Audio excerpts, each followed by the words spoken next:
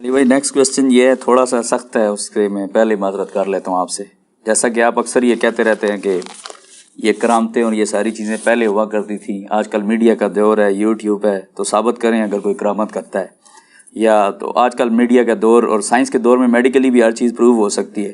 تو سیم یہی اعتراض جو منکرین حدیث ہیں یا منکرین دین کے منکر ہیں، ملحد ہیں، وہ بھی یہی اعتراض انبیاء پہ کرتے ہیں کہ ہمیں آج دکھائیں، آج کیوں نہیں معجزے ہو رہے. آج بھی تو ہمیں کوئی میڈیکلی کوئی معاذ اللہ آج کوئی نبی آ جائے، وہ آ کے اپنے آپ کو یوٹیوب پہ پروو کرے، فیس بک پہ پروو کرے کہ وہ آج کل کے زمانے میں زیادہ نبی کی ضرورت ہے، تو آج کل کیوں نہیں آ رہے. یہ دو الگ اعتراض ہے نا. پہلے تو مسلمانوں سے دو ہاتھ کریں نا، پھر ان کی طرف آئیں گے. مسلمان کو ہم اس لیے کہتے ہیں کہ ان کا دعویٰ ہے کہ دنیا میں ہر وقت غوث کتب ابدال موجود ہوتے ہیں. ٹھیک ہے، کیا کسی مسلمان کا یہ دعویٰ ہے کہ آج بھی دنیا میں پیغمبر موجود ہے؟ نہیں ہے نا. پھر سوال تو ختم ہو گیا. جب ہم ختم نبوت مان چکے ہیں عقیدے کے طور پر، تو اب ہم نبی والے معجزات ڈیمانڈ بھی نہیں کرتے. یہ کہہ دینا کہ ولی مر گئے نے انجینئر دے آنے تو بعد غوث کتب پیدا ہونے بند ہو گئے نے، میں اعتراض ختم کر دیں گا. ان کا تو دعویٰ ہے کہ دنیا چلاتا ہی غوث ہے. چونکہ ان کی غوثیت کا سلسلہ چل رہا ہے ابھی تک، تو پھر ہم ڈیمانڈ کریں گے کہ وائٹ ہاؤس کو اٹھا کے مارگلا کی پہاڑیوں پہ لاؤ. تخت بلقیس آیا نا، ہم مانتے ہیں. ہم نے کب کہا کہ آپ نہیں لا سکتے؟ ہم کہتے ہیں لاؤ نا، لاؤ بھی نا، اور زبانی کلامی مان لو. پھر میرے لیے بھی مانو کہ میں بھی یہ کر سکتا ہوں. اچھا میں یہ دعویٰ کرتا ہوں میں یہ کر سکتا ہوں، کیا بریلوی مان لیں گے؟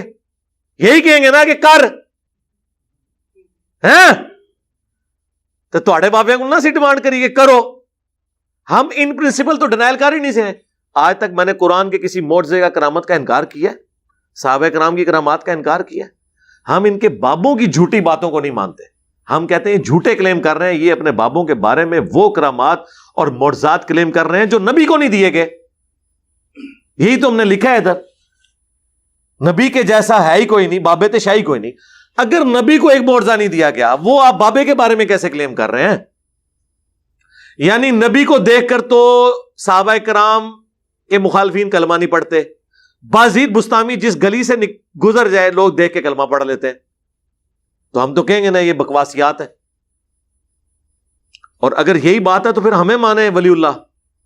ہمیں دیکھ کے نہیں، ہماری ویڈیوز دیکھ کے لوگوں نے بریلویت چھوڑ دی ہے، ان کا مسلک چھوڑ دیا نا. ٹھیک ہے نا، ان کی نظر میں کلمہ پڑھ کے وہ ادھر آ گئے نا، تو پھر ہمیں مان لیں اولیاء اللہ. اب آ جائیں ملحدین کی طرف. ان سے ہمارا جو بون آف کنٹینشن ہے وہ پروفٹ کی ذات ہے ہی نہیں ہے. ہم بار بار کہتے ہیں ہمارا ایشو ہے ایگزسٹنس آف گاڈ. ونس آپ گاڈ کو مان لیں گے آپ کے باقی سوالات انویلڈ ہو جائیں گے. مثلا ایک شخص کہتا ہے کہ جی میرے نزدیک چونکہ اللہ تعالیٰ پیغمبروں کا محتاج نہیں ہے لہذا کوئی ضرورت ہی نہیں تھی پیغمبروں کو بھیجنے کی.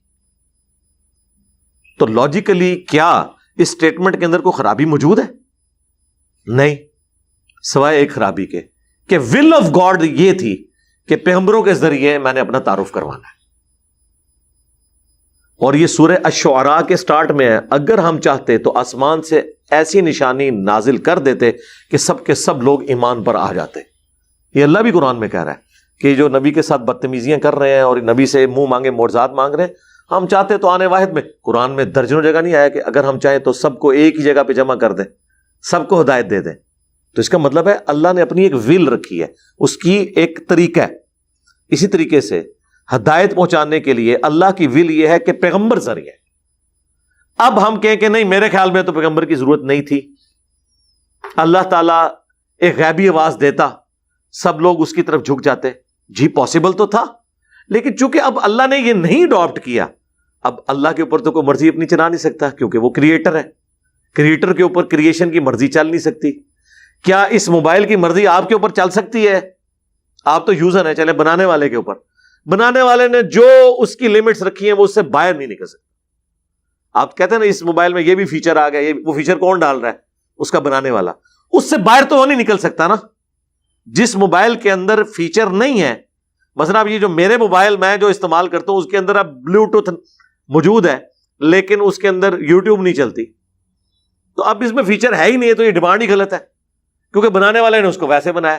اس طرح اللہ تعالیٰ نے انسان کو یہ بنایا ہے کہ مرد کو معیشت کی تکلیف سے گزارا ہے, عورت کو پریگنینسی کی تکلیف سے گزارا ہے. آپ کہنے جی مساوات یہ ہے کہ ایک دفعہ پریگنینسی کی تکلیف سے مرد گزرے اور ایک دفعہ عورت گزرے.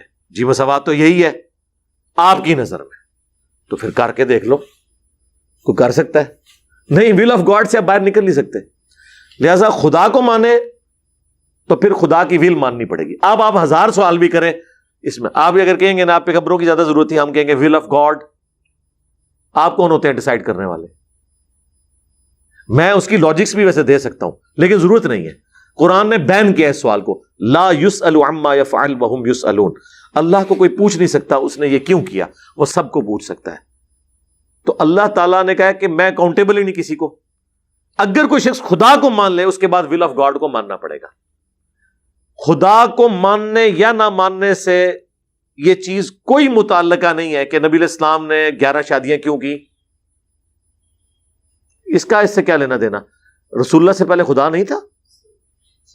آپ تو آخری پیغمبر ہے. انسانیت تو کب سے چل رہی ہے؟ کیا اللہ کی ذات کسی پیغمبر کی محتاج ہے؟ تو خدا پہ بات کریں نا. جب خدا کو آپ مان لیں گے پھر خدا نے جو جو جیسے جیسے مانا ہوا ہے وہ آپ کو ویسے ویسے ماننا ہوگا.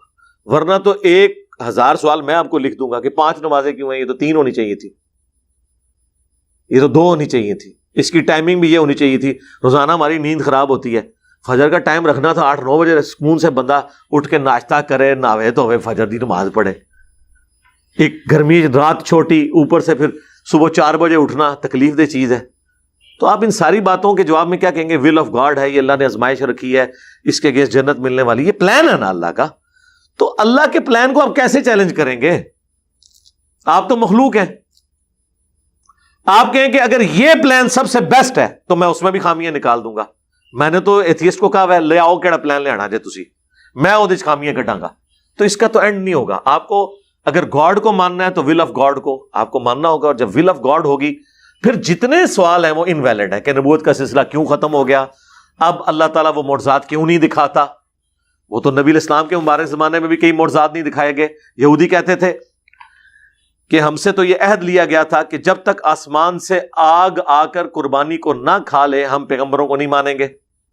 تو وہ حضور سے ڈیمانڈ کرتے تھے کہ آپ بھی قربانی یہاں رکھیں, اوپن گراؤنڈ میں آسمان سے آگ آئے اور اسے جلا دیں. نہیں, یہ منہ مانگا معجزہ دیا گیا. آپ آج کی بات کر رہے ہیں, نبی علیہ السلام کے مبارک زمانے میں بھی جو معجزات مانگے گئے ہیں وہ نہیں دیے گئے.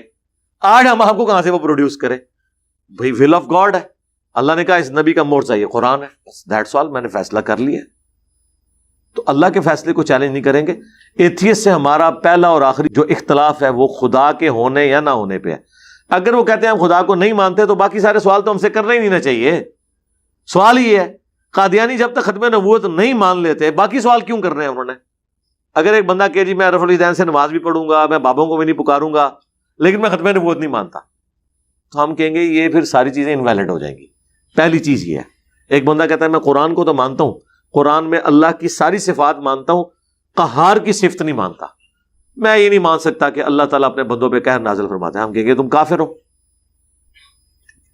تو ضروریات دین کو ماننا بھی ضروری ہوتا ہے. ایتھیسٹ سے ہمارا اصل اختلاف خدا کے ہونے یا نہ ہونے پہ, باقی ساری چیزیں پھر انویلڈ ہو جائیں گی. ان کا جواب ہمیں لاجیکلی دینے کی ضرورت ہی نہیں ہے. وہ آپ ایک لاجک پیش کریں گے, میں دوسری لاجک پیش کر دوں گا. مثلا میں یہ سمجھتا ہوں کہ یہ دور اس قابل ہی نہیں تھا کہ یہاں کوئی پیغمبر آتا. یہاں پیغمبر کا خاکہ بنتا ہے تو ہزاروں لوگ دنیا میں قتل ہو جاتے ہیں. آپ ذرا یہ امیجن کریں کہ اللہ کے نبی دنیا میں موجود ہوں اور آپ کا ایک یوٹیوب چینل ہو جس پہ آپ پوری دنیا کو خدا کی دعوت دے رہے ہوں, اور اس ویڈیو میں سے کلپس کاٹ کاٹ کے رسول اللہ کی میمز بنائی جائے, تو دنیا کا کوئی محلہ, کوئی گلی قتل و غارت سے خالی رہ سکتی ہے؟ مجھے بتائیں. یہ دنیا رہنے کے قابل نہیں رہے گی. اس لیے آپ دیکھیں کہ صحابہ کرام نے حضور کی تصویر بھی بنا کے نہیں رکھی, حالانکہ اس زمانے میں تصویریں بنائی جاتی تھی. اس فتنے کو دفن کر دیا. یہ ایک میں آپ کو وجہ بتا رہا ہوں. تصویر کا فتنہ اتنا بڑا فتنہ ہے کہ اس دور میں پیغمبر کو بھیجنے کا مطلب ہے کہ دنیا میں قتل و غارت, دنیا کا امن برباد. اس کا کوئی یہی ہے کہ اللہ تعالیٰ یہ ٹیکنالوجی اٹھا لے. تو یہ اللہ تعالیٰ کو پہلے سے پتا تھا کہ کیا کیا پرابلم ہونے ہیں. اس لیے اس کو فریز کر دیا. وہ بیسٹ وقت تھا فریز کرنے کا. اور ول آف گاڈ سیدھی سی بات.